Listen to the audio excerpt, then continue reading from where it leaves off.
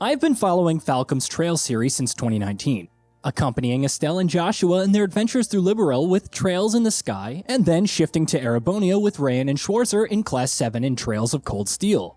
I watched as the Oriole came into effect, ventured into Phantasma with Kevin Graham. However, at the end of the latest saga, the absence of one storyline felt pronounced, namely that of Lloyd Banning's Ellie McDowell, Tio Plato, and Randy Orlando, the Special Support Section or Triple S of Crossbell. From their struggles to the challenges faced to reform the Crossbell Police Department and ultimately save the city-state. For the first time, Trails from Zero has been localized into English and made officially available in North America and Europe. If you're a fan of either series, then Trails from Zero is already a no-brainer. The best part is that even newcomers will find plenty to like on jumping in, even if some aspects can take some getting used to.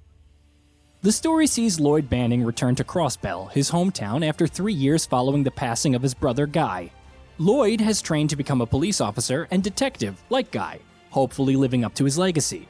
So when offered a position in the Special Support Section, a new group full of unique characters, and a laissez-faire approach to case solving, which subsequently earned some mockery for imitating the Bracer Guild, he's not nearly as enthused.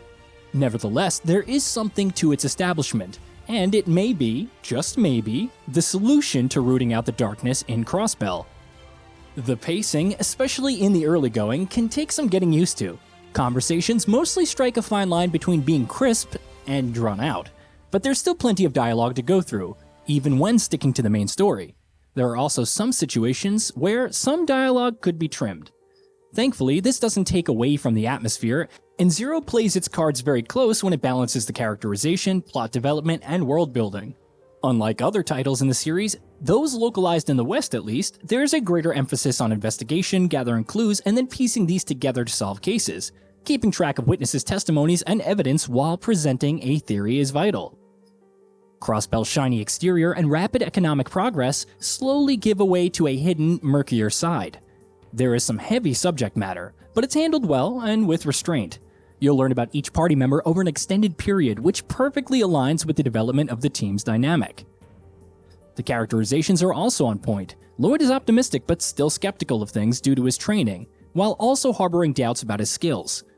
Ellie is kind and sophisticated, but her social status is often at odds with her wanting to handle things. Tio can be standoffish and sarcastic, yet kind and understanding. And Randy is a laid-back dude whose happy-go-lucky nature belies his violent past.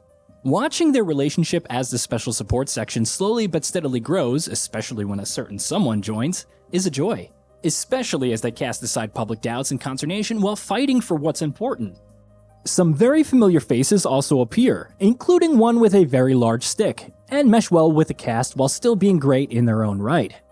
Each character in Crossbell, right down to the average patrolwoman on the streets or Wendy in Gen 10, has unique dialogue.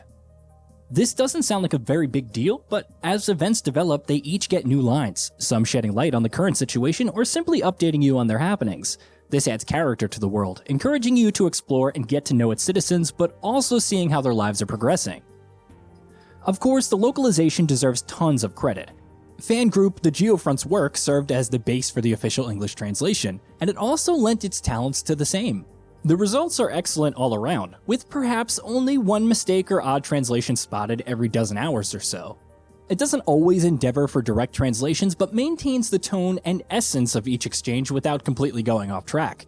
Again, it's a good balance, which feels extremely comfortable over time. Also, shout out to the chest massages. They're back and punnier than ever, for better or worse. Special mention must also be made of the porting work done by PH3 and Peter Durante Thoman, who is responsible for other Stellar Falcom ports to PC. The visuals are almost entirely remade, right down to the clean and sharp-looking environments and map textures. Character sprites are also superb, coming across as detailed but not too smooth to feel unnatural.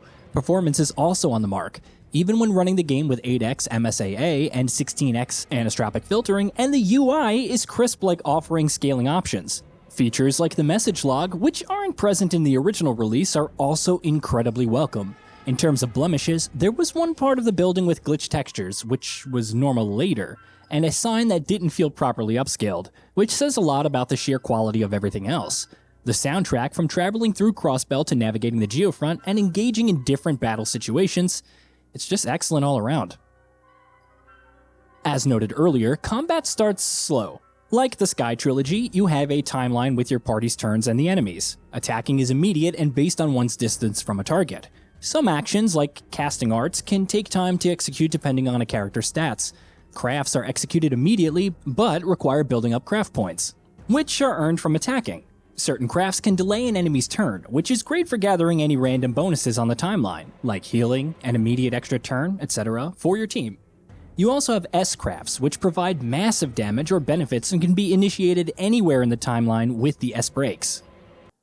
Over time, you'll unlock new features like support crafts, where the 5th and 6th members of your party can serve as support members. They'll also appear in combat but aren't directly controlled, doling out buffs or damaging and delaying foes.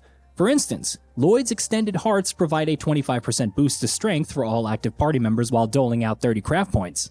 You also have combo crafts, where 2 party members spend 100 craft points each to deal massive damage. Some are unlocked through the story, while others are available behind quests, providing plenty of incentive to go out of your way. It can all seem deceptively simple at first, but for me, it was a wonderful throwback. The focus on exploiting elemental weaknesses and using crafts at the right time, especially when you need to interrupt a powerful incoming attack, is key. However, there are plenty of other strategies that come into play, from applying buffs and debuffing enemies to using S-breaks at the right time. The enemy design aids this as well. Upon learning the right ways to combat foes, regular battles go by at a rapid clip. Meanwhile, boss battles are wonderfully designed and require some more strategic thinking. There isn't much to be said about quartz and the combat orb mint that series fans won't already be familiar with. Slot quartz to use orbital arts, combine them for specific arts, and upgrade slots for more powerful arts and benefits. Straightforward, yes, but still offering tons of depth as you delve deeper into the game. Trails from Zero is a long game, punctuated with side quests or support requests in each chapter. In addition to the hefty story quests, gameplay-wise, many of the support requests devolve into monster slaying or finding items. The writing makes them feel like something more, immersing you in the city and its infrastructure when not further acquainting you with its citizens. Whether it's shining a light on Walt's personality, learning more about the Baker Oscar, or opening an account with the International Banker of Crossbell for better mirror exchange rates, there's a lot to discover and do. Plus, it feels good to see the reputation of the Triple S grow with each subsequent request. You also have activities like fishing, challenge chests, gathering recipes and cooking, reading books, and the Crossbell Times, and so on. It may feel a bit tedious at first as you run back and forth between districts, but high-speed mode and eventually fast travel help alleviate this. Objectively, some things prevent Trails from Zero from being perfect, but it may not be every RPG fan's taste. But as a fan of Falcom and the series, this is pretty much it. A compelling story with great characters backed by superb localization, a stunning port with great quality of life features and visuals, compelling combat with extensive depth, and much more. It's a hallmark of the series and well worth the wait. Hey, did you know that we at Gaming Bolt upload new videos every day? Stick around, drop a like, subscribe, and hit that bell. Let us know what kind of content you'd like to see in the future with a comment below, and be sure to check out our new channel, GB Plays.